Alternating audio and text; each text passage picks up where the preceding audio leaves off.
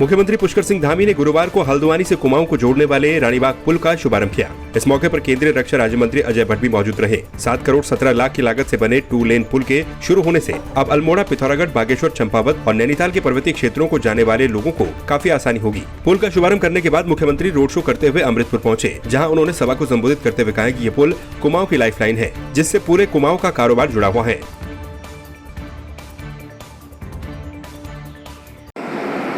ये रानीबाग का पुल जो विधानसभा क्षेत्र भीमताल में पड़ता है, यहाँ से रानीबाग, भीमताल, पदमपुरी, लोहाघाट, पंचेश्वर राज्य मार्ग पर, जो कि पुराने पुल के समीपी है, इसके खुलने से बहुत बड़ा मार्ग और बहुत लंबे क्षेत्र के। पिछले दिनों में लोहाघाट गया था तो लोहाघाट के लोग भी मुझे चर्चा कर रहे थे कि ये पुल खुल जाएगा, नया पुल जिस दिन से खुल जाएगा तो उस दिन से बहुत बड़ी समस्या जो जाम की लगती है, उस जाम की समस्या का निदान हो जाएगा। आज काफ़ी खुशी हो रही कि आज रानीबाग पुल का उद्घाटन माननीय मुख्यमंत्री जी द्वारा किया जा रहा है और साथ ही माननीय सांसद जी द्वारा, क्योंकि पुल बनने में थोड़ा टाइम भी लगा और बरसात की वजह से भी काफ़ी असावधानियों का सामना करना पड़ा।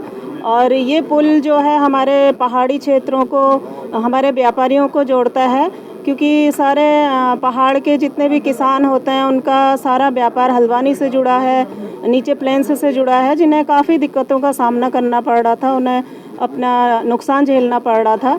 और ये पुल जो है उधर चंपावत को भी जोड़ता है और नेपाल को भी जोड़ता है। तो इस पुल से आज जो उद्घाटन हो रहा है, इससे काफ़ी लोगों को, पूरे नैनीताल जिले वासियों को काफ़ी सहायता मिलेगी। कुमाऊं का प्रवेश द्वार हल्द्वानी है और हल्द्वानी से कुमाऊं के जितने भी पर्वतीय जनपद हैं, अल्मोड़ा, बागेश्वर, पिथौरागढ़ और चंपावत, इनको कनेक्ट करने वाला ये पुल यहाँ की लाइफलाइन है। और जिस तरीके से माननीय धामी जी ने 1 वर्ष से लगातार उनके सुपरविज़न में काम चल रहा था और तेज़ी से अपना जो इसका नियत जो अवधि रखी गई थी उसमें कार्य पूर्ण हुआ है। गुरुवार को हल्द्वानी पहुंचे मुख्यमंत्री पुष्कर सिंह धामी का कांग्रेस कार्यकर्ताओं ने विरोध किया। कांग्रेस कार्यकर्ताओं ने हल्द्वानी के तिकोनिया चौराहे पर काले झंडे दिखाते हुए अपना विरोध जताया। इस दौरान हल्द्वानी पुलिस और कांग्रेस कार्यकर्ताओं के बीच तीखी नोकझोंक भी हुई। पुलिस ने कार्यकर्ताओं को रोकते हुए हिरासत में लिया और हल्द्वानी थाने में लेकर आई। महंगाई से निपटने की हम मांग कर रहे हैं, स्वास्थ्य सेवाओं को ठीक करने की हम मांग कर रहे हैं, टूटी फूटी सड़कों को ठीक करने की हम मांग कर रहे हैं, ISBT के निर्माण की। हम जनता के मुद्दों को उठा रहे हैं। पुलिस को सहारा लेकर मुख्यमंत्री लगातार जनता की आवाज को पकड़ने का काम कर रहे हैं, जिसका यूथ कांग्रेस घोर विरोध कर रही है। गुरुवार को कैबिनेट मंत्री रेखा आर्य लालकुआं कोतवाली क्षेत्र के मोटा हल्दू खड़गपुर पहुंची, जहां उन्होंने मृतक SC युवती के परिजनों से मुलाकात की। इस दौरान उन्होंने परिजनों से बात कर अपनी संवेदना भी प्रकट की। उन्होंने परिजनों को हर संभव मदद का आश्वासन देते हुए लापरवाही बरतने पर पुलिस अधिकारियों को जमकर लताड़ भी लगाई। आपको बता दें कि युवती का शव पुलिस को 27 अगस्त को किच्छा के जंगलों में मिला था। आरोप है कि युवती को दूसरे समुदाय के एक युवक ने प्रेम जाल में फंसाकर उसकी हत्या कर दी। लापरवाही के अलावा भी जब इतना बड़ा मुकदमा एक SC बालिका के साथ में हुआ, उसके बाद में तुरंत ही अपने आप ये एट्रोसिटी एक्ट लग जाना चाहिए था, लेकिन उसमें अभी तक में पुलिस ने उस पर कार्रवाई नहीं की अथवा गंभीरता से नहीं लिया या वो परिजन बोल नहीं पाए, तो ये अपने आप में बड़ी लापरवाही है। लापरवाही इस बात की भी है कि यदि वो परिवार यदि चौकी में सबसे पहले जब मुकदमा दर्ज करने गया तो उस चौकी इंचार्ज के द्वारा उनके साथ में जो व्यवहार संवेदनशीलता के साथ में किया जाना चाहिए वो आचरण भी नहीं अपनाया गया। परिवार को बामुश्किल SSP के पास जाके जो है मुकदमा के लिए आग्रह करना पड़ा। यह भी मैं समझती हूँ कि पुलिस की पूरी प्रणाली जो है कहीं ना कहीं जो है सिस्टम में दिक्कत रही होगी, जिसके कारण से जो है समय रहते में मुकदमा दर्ज नहीं हुआ, जो कि बहुत लेट मुकदमा दर्ज हुआ, जिसको लेके भी आज जो है SSP और CO को भी और चौकी इंचार्ज को भी आज जो है लताड़ भी पड़ी है और उनको समझाया भी गया है कि भविष्य में इस प्रकार का ना हो।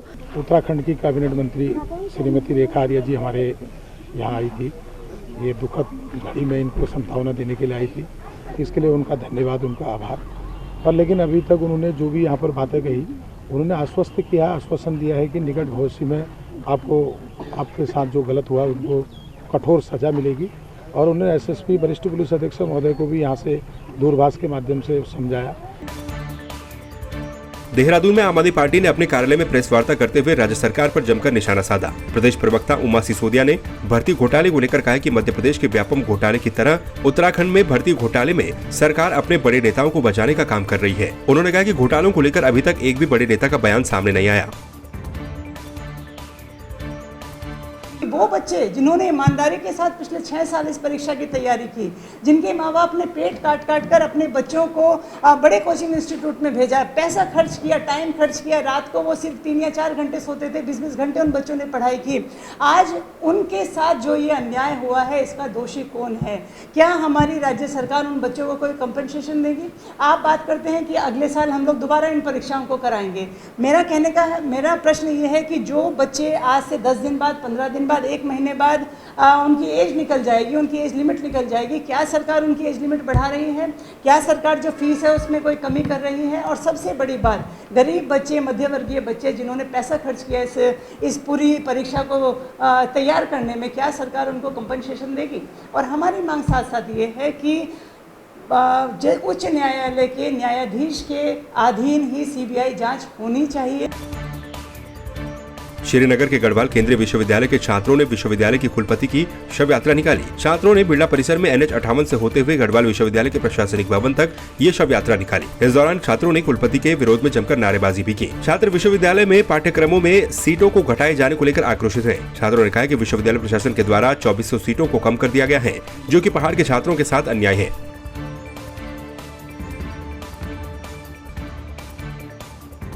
यहाँ पर 50 साल पूरे होते हैं विश्वविद्यालय के, परंतु आज इतना बड़ा दुर्भाग्य इस विश्वविद्यालय का है। आज भी पहाड़ का बच्चा सिर्फ मूलभूत सुविधाओं के लिए, अपने एडमिशन के लिए यहाँ पर तरस रहा है, और पहाड़ का बच्चा सिर्फ अपने एडमिशन के लिए यहाँ पर तरस रहा है, जिसके लिए आज हम सब लोगों को यहाँ पर आंदोलन करना पड़ रहा है। आज इतना बड़ा दुर्भाग्य है। इतने सपनों के साथ हमारे पूर्वजों ने इस उत्तराखंड को बनाया, इतने सपनों के साथ हमारे इस पूर्वजों ने आंदोलन करा, तब जाके हमें ये गढ़वाल विश्वविद्यालय मिला। हमारे हेमंती नंदन बोगड़ा जी ने इतना संघर्ष किया, उसके बावजूद हमें ये गढ़वाल विश्वविद्यालय मिला है। परंतु आज ऐसी स्थिति आ गई है, जो इस गढ़वाल की जो विवि की कुलपति हैं, जो वर्तमान की कुलपति हैं, उन्होंने इस गढ़वाल विश्वविद्यालय की इतनी दुर्दशा कर दी है। मुझे तो ऐसा लगता है कि वो सीधा सीधा साफ तौर पर पहाड़ विरोधी कुलपति हैं, और वो बिल्कुल नहीं चाहती कि छात्रों के हितों का भविष्य, छात्रों के हित हो, छात्रों का भविष्य सुधारे। परसों जब हमें पता लगा कि विश्वविद्यालय के भीतर जो नए सत्र 22-23 में 2400 सीटों कम करने का कार्य विश्वविद्यालय कुलपति के द्वारा किया गया, उसके बाद हमने आंदोलनरत हुए। और उसके बाद जब हम प्रशासनिक भवन में पहुंचे तो यहाँ पे कोई अधिकारी मौजूद नहीं था।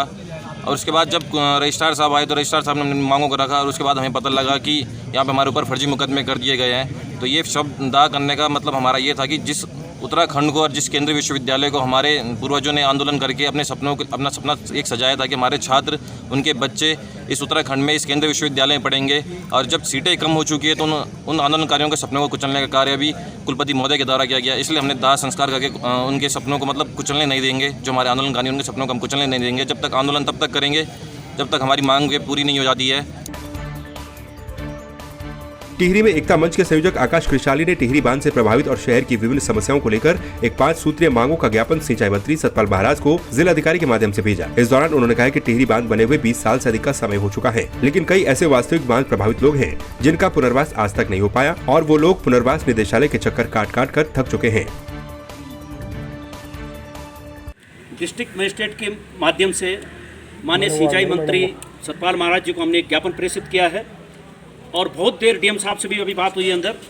ये सारे जो पुनर्वास के मामले आज हमको, लेकिन पुनर्वास के मसले 10 के 10 आज पड़े हुए हैं। मेरे पास तो कई ऐसे उदाहरण हैं जो लोग लगातार यहाँ पर आते हैं पुनर्वास निदेशालय में। राज्य शिक्षक संघ पोखरी की नई ब्लॉक कार्यकारिणी का गठन किया गया, जिसमें अध्यक्ष पद पर 3 व्यक्तियों ने चुनाव लड़ा, जिसमें ब्रह्मानंद किमोटी को अध्यक्ष चुना गया। शेष अन्य पदाधिकारियों का चयन सर्वसम्मति से किया गया। चुनाव अधिकारी प्रधानाचार्य GL सैलानी, प्रदीप सिंह बिस्ट और चमोली शिक्षक संघ के जिलाध्यक्ष प्रदीप भंडारी ने परिणामों की घोषणा की। उन्होंने नवनिर्वाचित पदाधिकारियों को शपथ भी दिलाई। 3 प्रतिभागी हमारे पास जो है ब्लॉक अध्यक्ष पद के लिए थे।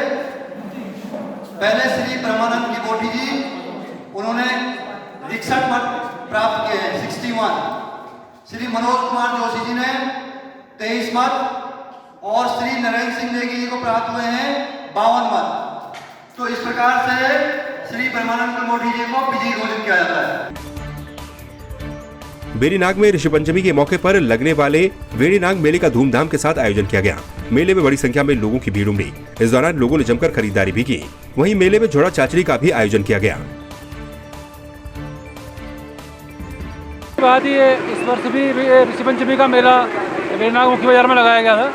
तो सुबह 8 बजे से ही चहल पहल थी और मंदिर में भी काफ़ी भीड़ भाड़ थी। तो हमारे द्वारा पुलिस बल, जो थाने से पुलिस बल था, वो लगाया गया है और मेला अभी लगभग शांतिपूर्ण संपन्न हो चुका है। बारिश हो चुकी है। तो ये 2-3 वर्षों से मेला नहीं लग पा रहा था, तो यहाँ कई बाहर से भी और स्थानीय व्यापारी भी इसमें भाग लिया है। पिथौरागढ़ जिले के सोर के सुप्रसिद्ध मोस्टामानू मेले के दूसरे दिन रंगारंग कार्यक्रमों की धूम देखने को मिली। दूसरे दिन भव्य देव डोला निकाला गया, जिसमें देव डंगरों ने हजारों की संख्या में मौजूद श्रद्धालुओं को आशीष प्रदान किया। आपको बता दें कि मोस्टा बाबा पर आम जनमानस की अपार श्रद्धा है। दूसरे दिन पूर्व कैबिनेट मंत्री बिशन सिंह चुफाल और स्थानीय विधायक मयूख सिंह मेहर ने संयुक्त रूप से दीप प्रज्वलित कर मेले का शुभारंभ किया। मैं पहली बार आई हूँ। यहाँ के बारे में काफ़ी सुना हुआ था मैंने। यहाँ आकर मुझे काफ़ी अच्छा लगा और यहाँ का दृश्य काफ़ी मनमोहक है। यहाँ हमने सुना था कि यहाँ पे माता की डोली उठती है, इसलिए हम यहाँ आए हुए हैं। यहाँ का दृश्य काफ़ी अच्छा है। यहाँ आकर हमें बहुत अच्छा लगा। ऋषि पंचमी के दिन भादों के महीने में इसकी स्थापना हुई है, तब से यहाँ मेला लगता है। पहले 6 महीने 1 महीना हफ्ते भर का मेला लगता था, क्योंकि दूर दराजों से यातायात के साधन नहीं थे। कोई चमड़े का सामान, कोई डोका डाला, कोई बतेली, कोई परात या तांबे के बर्तन दूर दूर से बिकने को आते थे। फिर धीरे धीरे यातायात होने लगा, तो धीरे धीरे मेला कम हुआ। फिर उसके बाद 1 दिवसीय में आ गया। फिर बीच में प्रकाश पंत जी ने इसको 3 दिवसीय मेला करा और इसको बड़ी भव्य स्वागत से करते हैं। जब हमारे इलाके में अवर्षण यानी कि बारिश नहीं होती है, अकाल पड़ता है, पानी नहीं होता है, तो यहाँ पर हवन यज्ञ का आयोजन किया जाता है।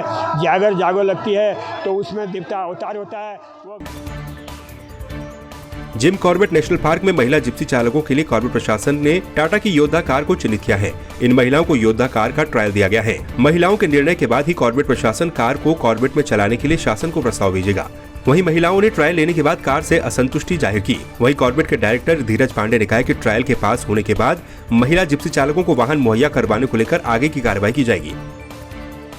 देखिए, ये 24 महिला चालकों को प्रशिक्षण दिया गया था जिप्सी चलाने का। उसके क्रम में हमारा प्रयास ये था कि इनके लिए गाड़ियों की उपलब्धता सुनिश्चित कराई जाए। तो उसी को ध्यान में रखते हुए आज एक ट्रायल ऑर्गेनाइज किया गया है कॉर्बेट टाइगर रिजर्व के अंतर्गत, जिसमें अलग अलग क्षेत्रों में ट्रायल के लिए जो गाड़ियां हमारे पास आई हैं, टाटा की जो गाड़ी है वो हम ट्राई कर रहे हैं। अगर वो ट्रायल सक्सेसफुल हो जाता है तो उसके आधार पर फिर हम आगे इसको रिकमेंड करेंगे, ताकि जल्दी से जल्दी इनको जो महिला चालक हैं ये अपने इसको चला सकें और अपना रोजगार इससे अर्जित कर सकें। अभी तो हमने फर्स्ट बार ही ट्रायल करा है, तो हम लोगों को रिवर्स में और बैक करने में थोड़ी प्रॉब्लम होगी, क्योंकि जंगल में बहुत छोटी रोड हैं। हमारे संग जो एक्सपर्ट थे, जो कॉर्बेट में काफ़ी टाइम पहले से गाड़ी चला रहे हैं, वो लोग भी गए हैं। 15-20 साल से जो कॉर्बेट में है, रेगुलर गाड़ी चलाते हैं, तो वो लोग भी हम लोगों के संग गए। तो उन लोगों ने भी बोला कि नहीं, ये उन्हीं से भी रिवर्स और उसमें प्रॉब्लम हुई करने में, उन्हें बैक करने में। तो उन्होंने बोला नहीं, आप लोगों के लिए नहीं है सक्सेसफुल, और हमें भी लगता है कि हम लोगों के लिए ये गाड़ी सक्सेसफुल नहीं है। देखिए, गाड़ी में कोई प्रॉब्लम नहीं है, गाड़ी बहुत अच्छी है। लेकिन प्रॉब्लम क्या है कि हमारे जो जंगल के रास्ते हैं बहुत कंजस्टेड हैं। तो कई रास्ते ऐसे थे कि उसको वो रिवर्स ही नहीं हो रही थी। गाड़ी की लेंथ जो है बहुत बड़ी है, तो रिवर्स करने में बहुत दिक्कत आ रही थी। जंगल में क्या होता है कि अचानक आगे से कोई भी जानवर अटैक कर रहा है ऐसे, तो स्पेस ही नहीं है कि हम बैक कर पाए। तो हम इस सिचुएशन में क्या करेंगे? तो इसमें मतलब अभी तक ये गाड़ी मुझे लग नहीं रहा है कि जंगल में परफेक्ट हो पाएगी हमारे लिए। शारदीय नवरात्रों में लालकुआं क्षेत्र के विभिन्न स्थलों में ऐतिहासिक रामलीला मंचन का आयोजन होता है, जिसकी तैयारियों में 1 महीने पहले से ही स्थानीय कलाकार लग जाते हैं। लालकुआं की 60 साल पुरानी आदर्श रामलीला में भी स्थानीय कलाकार राम लक्ष्मण सहित सभी पात्रों के अभिनय की तालीम में जुट गए हैं। दोहे, छंद और चौपाइयों के संवाद से दिखाई जाने वाली रामलीला स्थानीय युवकों को कला का मंच भी प्रदान करती है। लालकुआं की रामलीला काफ़ी प्राचीन रामलीला है। पिछले 50-60 सालों से लालकुआं में निरंतर श्री रामलीला का आयोजन यहाँ पर होता आया है, और इस बार जो है हम लोग स्थानीय कलाकारों के सौजन्य से श्री रामलीला का मंचन यहाँ पर कर रहे हैं। जितने भी पात्र हैं सब स्थानीय हैं, लोकल हैं और सभी यहाँ के लोग जो है रंगमंच के क्षेत्र में जो अपनी कला का प्रदर्शन करना चाहते हैं वो इस लीला में अपना जो है पार्टिसिपेट कर रहे हैं। बहुत ही सुंदर कार्यक्रम यहाँ पर हम लोग रिहर्सल का कर रहे हैं। 26 सितंबर से जो है विधिवत पहले नवरात्र से विधिवत रामलीला का आयोजन किया जाएगा।